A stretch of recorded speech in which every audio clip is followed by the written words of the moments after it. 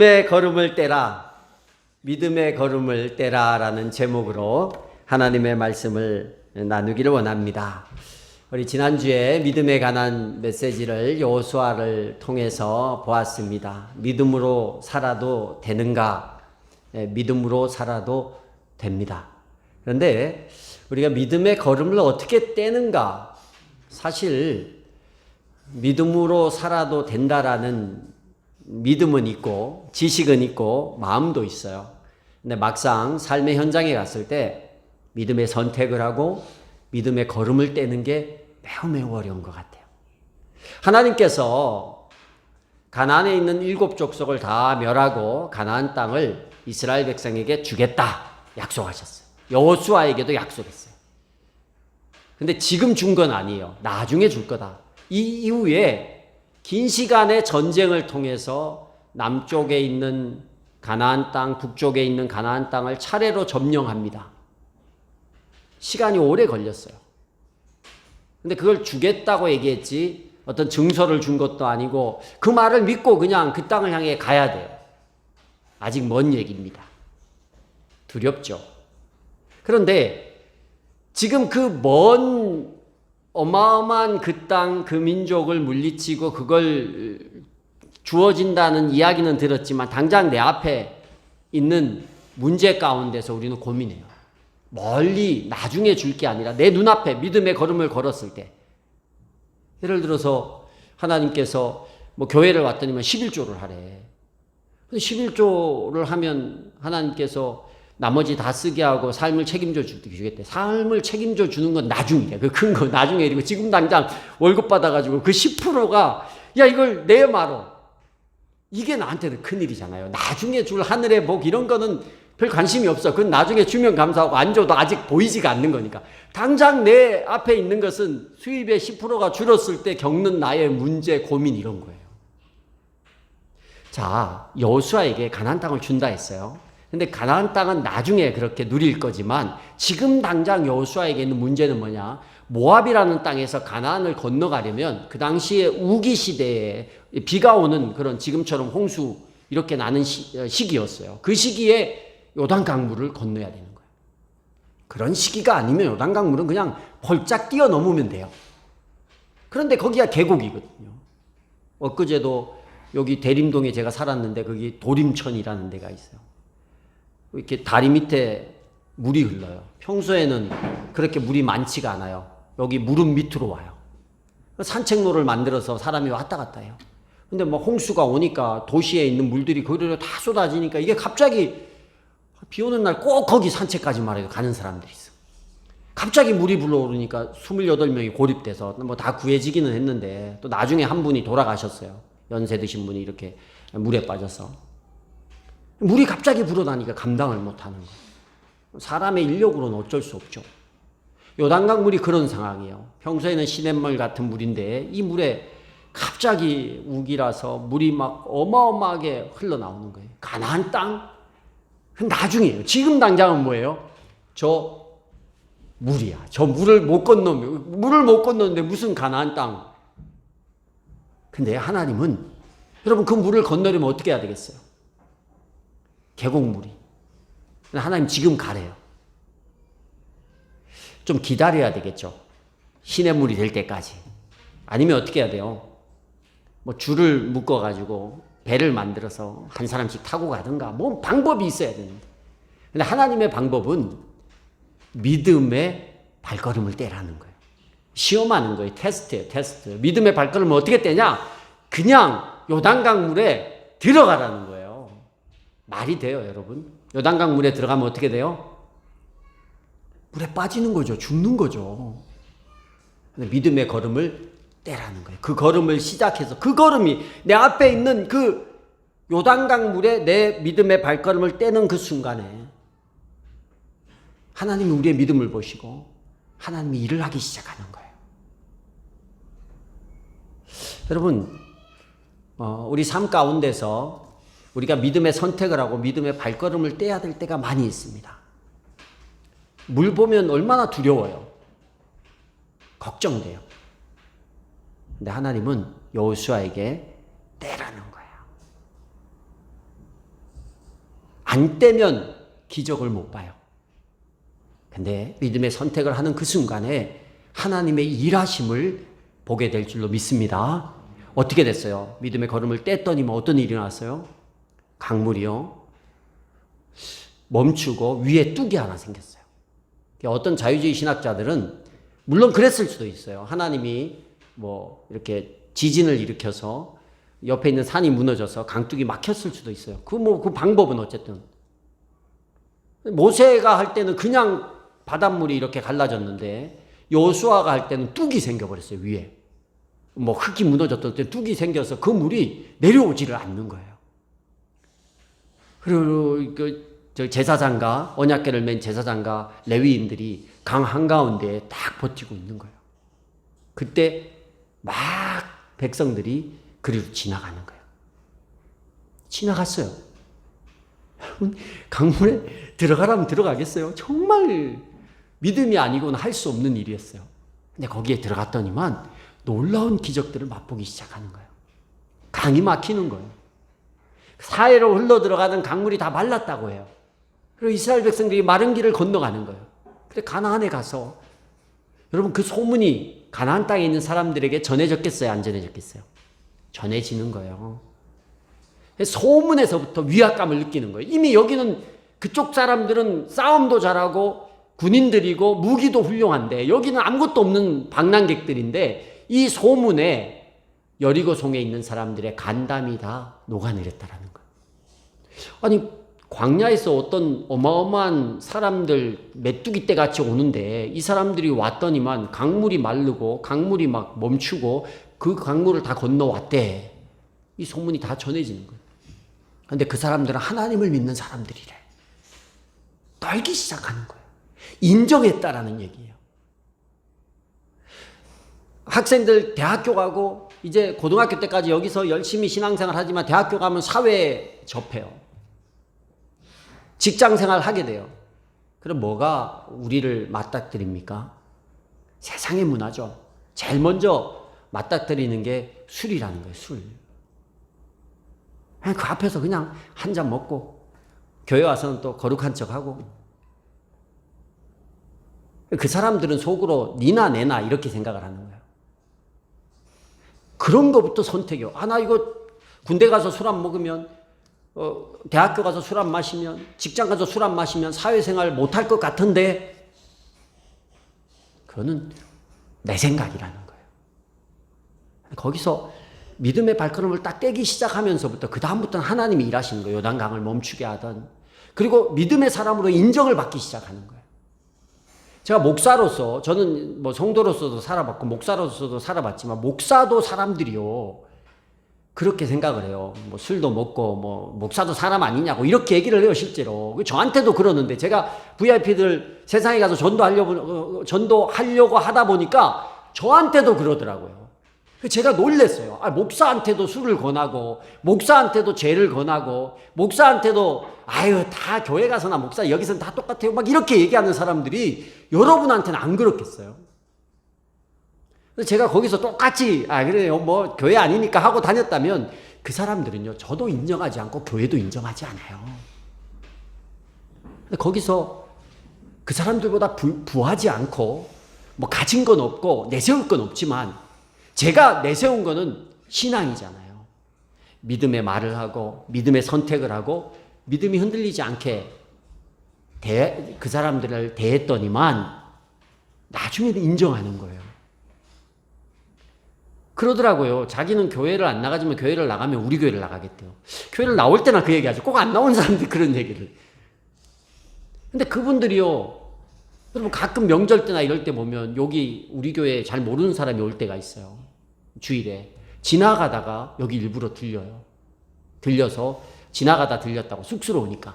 그러고는 선물 하나. 지나가다 선물을 준비해서 왔나 봐요. 그러다가 이렇게 주고 애들 보고는 우리 교회 나가라고 얘기를 하고. 그 고백들을 해요. 내가 다른 교회는 잘 모르겠지만 목사님 교회는 진짜 같다고 이런 얘기를 해요. 우리가 뭔데? 똑같이 다 진짜지. 근데 왜 그럴까요? 예수 믿는 사람답게 믿음 있는 사람은 믿음을 가지고 결판을 내야 되는 거예요. 세상에서 똑같이 안 믿는 사람하고 똑같이 믿음의 발걸음을 안 떼면 얼마나 편해요. 세상에 가서 그리스도인이라는 거 안 드러내면 얼마나 편해요. 막 살면 얼마나 편해요. 내가 편하자고 그래요. 믿음의 선택하는 게 얼마나 불편해요. 얼마나 큰 손해가 있어요. 얼마나 큰 어려움이 있어요. 양보해야 되고 섬겨야 되고 사랑해야 되고 예수 믿는 사람이 왜 그 모양이냐 이런 손가락질 받는 거. 그래서 숨기고 가리고 그리고 세상 사람이 하는 거 다 해요. 그러고 뭘 바랍니까? 그러고 우리가 뭘 바랄 수 있어요? 기적을 맛보려면 내 행함이 있는 거예요. 그 걸음 한 걸음이 중요해요. 가나안 땅 주신다는 거 다 믿고 두렵지 않았어요. 그런데 눈앞에 있는 거 당장 지금 해야 되는 거 보니까 두려운 거예요. 강 보니까 두렵죠. 그 강물이 막 흘러가면 얼마나 두려워요. 그냥 안 움직이는 거예요. 그러면 아무 역사 없어요. 걸음을 떼야 된다니까요. 믿음의 걸음을 떼야 된다니까요. 믿음의 선택을 해야 돼요. 여호수아에게 하나님께서 이 믿음의 걸음을 떼기 전에 두 가지를 먼저 하라고 시킵니다. 첫째는 뭐냐면 백성을 성결하게 하라는 거예요. 5절에 보니까 여호수아가 백성에게 말하였다. 당신들은 자신을 성결하게 하시어 주님께서 내일 당신들 가운데서 놀라운 일을 이루실 것입니다. 이게요, 어떻게 보면 믿음의 걸음을 떼는 비결 중에 하나인 거예요. 우리가 이런 사람 있잖아요. 죄 짓는 일에도 내가 이거 하나님을 끌어들여서 이게 주님이 일이다, 나 믿음으로 한다 이러는 분들이 있어요. 그 믿음의 선택이고 믿음의 걸음입니까? 아닌 거예요. 남들 상처 주고 속으로는 내 이익을 취하려고, 근데 신앙을 포장해서 그런 일을 하는 사람들이 있어요. 그래서 욕먹어요. 교회도 그러고 목회자도 그러고 성도도 그래요. 회사에서 꼭 얌체같이 맨날 그러는 사람. 그런 사람은 진짜 내가 예수 믿는다고 하면서 꼭 얌체같이 하고 다른 사람 위해주는 척 하면서 뒤에서 호박씨 까는 스타일. 그거 믿음의 걸음이 아니라 하나님을 욕먹이는 걸음이에요. 여호수아가 딱 얘기했어요. 너희가 이제 하나님이 일하실 텐데 너희 자신을 먼저 성결하게 하라는 거예요. 그 의미가 뭐예요? 이 성결의 의미는 두 가지인데 하나는 회개예요. 내가 죄짓고 내가 부족했던 것을 하나님 앞에 내어놓고 회개하면 된다라는 거예요. 이전까지 40년 방황을 하면서 숱한 부정이 많았을 거 아니에요. 더러움이 있었을 거 아니에요. 그거 괜찮아. 믿음의 일을 할 때 중요한 것은 이전의 과거 괜찮아. 지금 너가 하나님을 경험하려면 지금 너의 심령을 하나님 앞에 회개하고 정직하게 하고 바르게 해서 가면 돼. 여러분 지난주까지 잘못해도 괜찮아요. 제가 여러분 책망하는 게 아닙니다. 어제까지 잘못했어도 괜찮아요. 믿음의 선택 안 했어도 괜찮아요. 중요한 건 매주 우리에게 기회가 있어요. 하나님이 찬스를 줬어요. 뭐 할 찬스? 우리를 성결케 할 찬스를 줬어요. 목장을 통해서 줬죠. 주일 예배를 통해서 줍니다.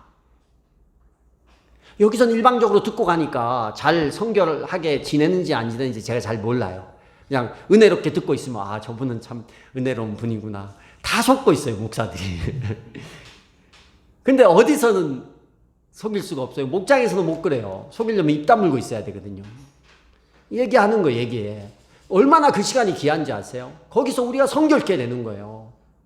내 죄가 드러나고 내 부족함이 드러나는 거예요. 그리고 내가 가식적인 척을 해도 나는 알잖아요. 그 안에서 믿음 있는 척을 하고 말을 해야 되니까 감사한 척을 하고 사랑하는 척을 하고 섬기는 척을 해도 나는 아는 거예요. 내 가식을. 괴로운 거예요. 괴로우면서 하나님의 뜻을 다시 한번 되뇌이고 깨닫고 그러면서 내가 성결하게 바뀌는 거예요. 그런 시간이 필요하다니까요. 마스크도 껴가지고 도대체 아무 말도 안 하고 이러고 있다가 주일날 잘 듣고 그리고 가서 어떻게 사는지를 모르니까 목사로서 참 답답하기 그지없습니다. 목장에서 성결하게 되는 거예요. 그리고 오늘 여호수아가 성결케 하라는 이 성결의 의미 중에 또 하나는 의도성이에요. 의도성. 우리 마음의 의도. 비슷한 얘기입니다. 내가 하나님 앞에 회개하고 그 다음 두 번째는 내 의도가 불순하면 성결한 게 아니에요. 요단강을 건너는 게 내 부요함을 위함이면 불순한 일이에요.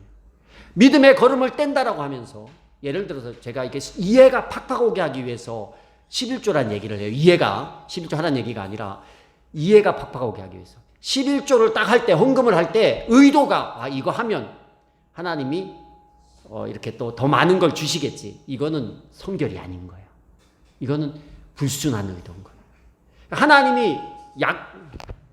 하나님의 약속이잖아요. 명령이잖아요. 그냥 하면 내가 열을 줬는데 열 중에 하나를 내게 돌렸을 때 나머지 열도 너가 나에게 다 준 거라고 인정하겠다. 이것보다 남는 장사가 어디 있어요? 이 저금리 시대에. 일을 저금했는데. 몇 프로인 거예요? 900%인가요? 그만큼을 다 줬다고. 그러니까 이자가 그렇게 붙는 거예요. 아니 10만 원을 저금했는데 통장에는 100만 원이 찍혀 있는 거예요. 하나님이 그렇게 인정한다라는 거예요. 안 믿으시네. 성경에 그래. 성경에 열인데 하나를 내면 열을 다 냈다라고 인정한다고. 다 하나님 거라고 너희가 인정한다는 것을 내가 안다라고 얘기하시는 거예요. 근데 우리는 하나를 주면서 하나 줬으니까 다음에는 10개가 아니라 12개 주세요. 이런 도둑이죠. 그게 도둑이라고 하는 거예요, 도둑. 냈는데도 도둑이 될 수 있는 거예요. 안 내도 도둑이고 내도 도둑이 될 수 있는 거예요. 그 의도성이라는 거예요. 그래서 너희가 성결하게 하라. 이것은 너희가 지금까지 죄지었던 거 회개하고 하나님의 일에 불순한 마음을 다 털어내라는 거예요. 준비하라는 거예요. 그리고 두 번째 얘기한 게 있어요. 뭐예요? 제사장과 언약궤를 앞세우라는 거예요. 제사장과 언약궤를 앞세우라는 거예요. 특징이 뭐예요? 이 두 가지의 특징. 뭐와 연관되어 있어요? 하나님과 연관되어 있는 거예요. 제사장들은 이스라엘 사람들과 하나님을 연결하는 중간자 역할을 했어요. 그리고 언약궤는 뭐예요? 하나님의 임재의 상징이에요. 아론의 쌍난 지팡이와 만나와 십계명 돌판이 들어있는 궤예요. 이게 하나님의 임재를 상징하는 거예요. 둘 다 하나님과 관련된 거예요. 그래서 이 전쟁을 하러 가는데 전쟁에 능한 자를 앞에 세운 것이 아니라 하나님과 관계 있는 것들을 앞에 세우는 거예요. 하나님을 먼저 앞에 세우는 거예요. 하나님을 먼저 앞에 세우는 거예요.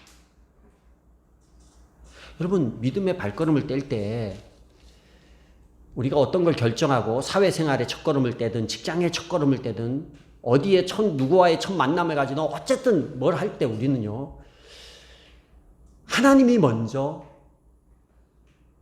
이것보다 계산이 먼저일 때가 있어요. 저 물을 건너려면 배가 몇 척이 필요하고 아니면 저 물이 마를 때까지 자가지로 갈 때까지 건너갈 때까지 며칠을 기다려야 되고 이런 거가 우리가 먼저 계산이 돼요.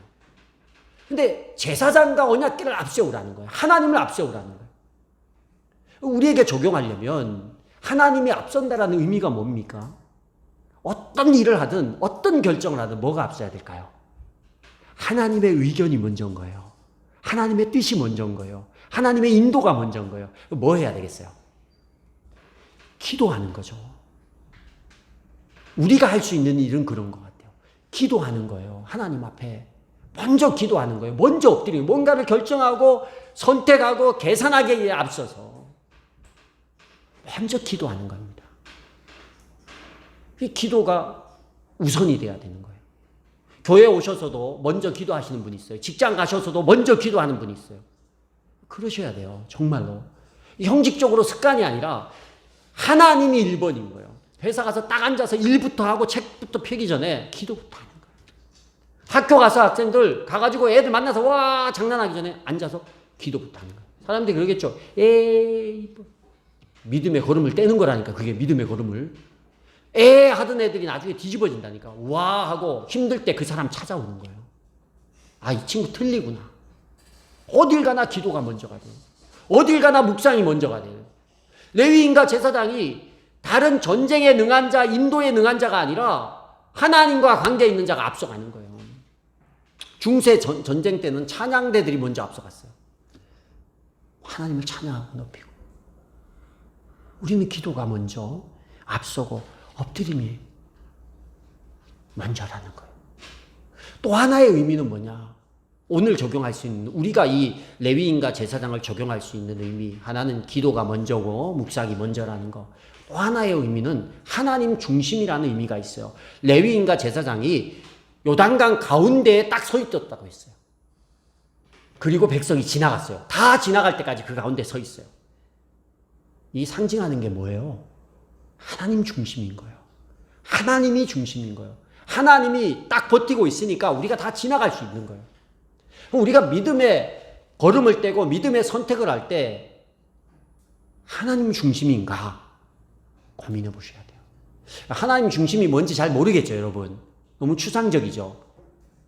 쉽게 얘기하면 하나님은 늘 예수 그리스도도 성령도 우리가 사람을 통해서 볼 수 있고, 하나님 중심 하나님 나라는 뭘 통해, 이 땅에 무엇을 통해서 보여줄까요? 교회를 통해서 보여주는 거예요. 교회. 하나님의 사람들을 통해서 보여주는 거예요. 우리 생명의 할 때 했잖아요. 은사가 뭐든 교회 유익이 되면 맞는 거고, 교회 유익이 되면 그건 하나님 은사가 아니라고 했잖아요. 내가 무엇을 결정하고 어떤 선택을 하고 믿음의 걸음을 뜰 때 그게 교회에 유익이 없고, 교회가 믿음의 사람들에게 유익이 없고 해가 되고 이러면 그건 하면 안 되는 거예요. 교회 생활이 중심이 돼야 된다니까요. 교회가 중심이 돼야 돼요. 오늘 칼럼에도 썼지만 우리가 직장 생활, 가정 생활, 교회 생활의 균형을 이루는 삶이 건강한 신앙이에요. 그런데 그 중심은 뭐냐? 교회라는 거예요. 내가 믿음의 선택을 하고 믿음의 걸음을 떼는데 하나님 중심으로 한다고 말은 해요. 근데 그것이 교회 생활을 못하는 일이 되고, 교회 생활과 멀어지는 일이 되고, 교회 공동체와 함께함이 어려운 상황이 된다 그러면 그거는 내가 포장만 믿음의 선택이지 사실은 믿음의 선택이 아니라는 거예요. 예전에 우리 신앙의 선배 어르신들이 늘 교회 중심으로 살라고 얘기를 했어요. 그래서 이사도 멀리 안 가고요. 교회가 따라가는데도 따라갔어요. 근데 알고 그렇게 하셔야 돼요. 맹목적으로 그렇게 하라는 얘기가 아니에요. 왜 그렇게 하셨을까? 얼마나 귀한 신앙인지를 알고 하셔야 돼요. 그게 이겁니다. 제사장과 언약궤를 앞세우는 거예요. 우리는 늘 생각이 어디에다 집을 사면 집값이 오를까? 어디에서 아이가 학교를 다니면 얘가 공부를 잘하고 인생이 잘 풀릴까? 어느 직장을 가면 내가 더 부해질까? 더 자아실현을 할 수 있을까? 이런 고민에 교회라는 주체가 얼마나 여러분이 그런 선택의 결정에 포지션을 차지하고 있나요?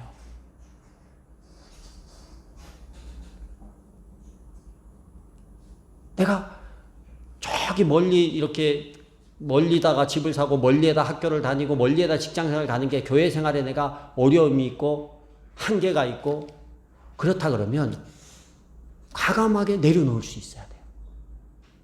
거기도 교회에 있으니까 그럼 거기 가서 열심히 하면 되지. 그러나 내게 주신 교회는 여기잖아요. 그게 하나님 중심의 사고라는 거예요. 그냥 하나님 중심 떠드는 게 아니라 추상적인 게 아니라 현실적으로는. 그러니까 주님이 원하시는 것, 주님의 사역의 자리, 주님께 헌신의 자리, 이게 먼저 생각이 돼야 되는 거예요. 옛날 그런 어른들이 그렇게 무식하게 신앙생활을 했는데도 신앙생활이 행복하고 신앙에 여러 은혜가 있고 간증이 있었던 이유는 그런 거예요. 그분들은 그런 거예요. 근데 우리는 너무 계산이 많아요. 여러분, 제가 이런 얘기하기 되게 힘들지만 여러분, 교회가 중심이 돼야 됩니다. 아멘? 여러분, 밖에서 헌신하고 밖에서 일하는 거에 10분의 1도 교회에서 애쓰고 힘쓰지만 에너지를 소모하지 않고서 내가 믿음의 길을 간다? 이거는 어불성설인 거예요. 내가 교회가 내 삶에 어느 정도의 포지션을 차지하고 있는가? 내가 교회의 헌신이 내 삶의 직장에 이런 모든 헌신을 다 결정한 뒤에 마지막에 헌신하는 자리, 마지막에 결정한 자리가 여기인지, 아니면 이것이 가장 첫 자리인지, 이걸 한번 곰곰이 생각해 보시길 바랍니다. 레위인가 말도 안 되는 얘기잖아요. 제사장과 언약궤를 앞세우는 게 말도 안 되는 얘기예요. 말도 안 되는 얘기예요. 근데 하나님의 역사는 그 말도 안 되는 그 믿음의 걸음에서부터 시작하게 하시는 거예요. 그렇게 그들이 신앙을 앞세우고 하나님을 앞세우고 걸어가서 그 흐르는 강물 앞에 나와 있어요. 갈라놓고 들어가라네요. 모세는 갈라놓고 갔잖아요. 여호수아는 모세 형님에 비해서 더 많은 시험이 있어요. 갈라놓고 가는 게 아니라 그냥 가래요. 강물은 흐르는데. 근데 갔어요. 제사장과 언약궤를 맨 제사장과 레위인들이 이스라엘 12지파의 대표되는 사람들이 그걸 메고 죽으면 죽으리라 믿음의 걸음을 떼고 들어가는 거예요. 그때 역사가 일어납니다. 여러분, 일주일 동안 세상에서 세상의 방식이 아니면 안 된다라는 수많은 얘기를 듣고 왔습니다. 제가 하는 얘기가 너무 여러분에게 삶과 거리가 멀 수도 있어요. 근데 원래 기독교는 세상과 달라요. 제가 여러분 세상과 타협하고 적당하게 설교할 수도 있습니다. 여러분 마음에 듣기에 편하게. 근데 요즘 시대에는 그렇게 적당하게 희석되면 교회가 힘을 잃어요. 신앙이 힘을 잃습니다. 점점 더 힘을 잃어요. 여러분 정말 이런 시대에 진짜 신앙인답게 살으셔야 돼요. 진짜 믿음에 결정하고 진짜 믿음의 걸음을 떼고 진짜 하나님을 앞세워서 살아보십시오. 이런 사람이 없기 때문에, 드물기 때문에 경쟁력이 있고 하나님의 일하심을 더 확실하게 보여줄 수 있습니다. 한 주 동안 여러분 본인이 어디든 하나님, 어디 직장에 가서도 이제 내가 여러 가지 메시지를 전했지만 이 메시지 안에 성결하게 하고 하나님을 앞세우고 믿음의 걸음을 떼라, 이런 간단한 그런 이야기지만 그 안에 많은 이야기를 덧붙인 것은 여러분에게 무엇을 실천할지를 결단하셔야 돼요. 할 수 있는 것부터 하십시오. 직장에 가서 기도하지 않으셨던 분은 앉아서 기도부터 시작하는 거예요. 내가 무엇을 결정할 때 하나님 중심 이론만 알고 있으니까 이게 추상적이라서 뭘 결정할 때 전혀 순위 바뀌어요. 근데 이제는 교회에 유익이 되는가? 교회 헌신에 내가 손해가 없는가? 교회에서 내가 교회 생활하는데 지장이 없는가? 이것을 무언가를 결정할 때 넣으십시오. 넣으셔야 돼요. 하나님 중심으로 생각하는 거예요. 하나님 1번 되는 거예요. 그래서 그렇게 조금씩 여러분에게 적용을 하셔서 그렇게 믿음의 걸음을 떼어나갈 때 요단강을 멈추시고 뒤로 물리시는 그런 하나님을 경험하고 또 가나안 땅을 차지하는 그 하나님을 경험할 수 있는 저와 여러분들이 될 수 있기를 주의 이름으로 축복합니다.